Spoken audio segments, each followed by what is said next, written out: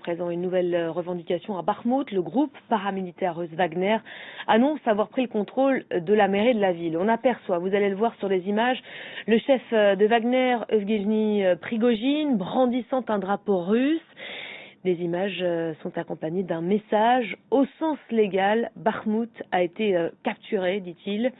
On retrouve tout de suite notre correspondant à Kiev, Gulliver Krak. Bonjour Gulliver. L'Ukraine, de son côté, assure qu'elle tient encore cette localité, objet ces dernières semaines, rappelons-le, de déclarations contradictoires.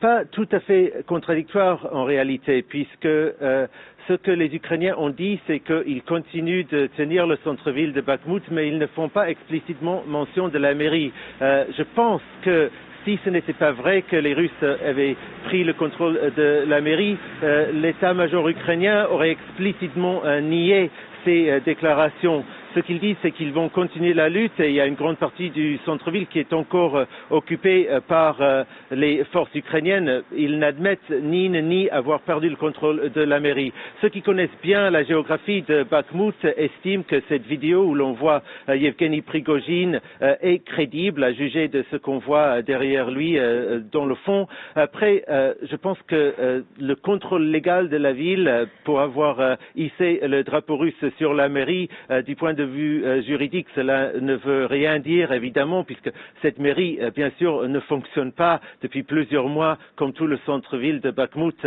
Elle est très sévèrement endommagée par les combats. Merci beaucoup Gulliver Krak en direct de Kiev pour France 24.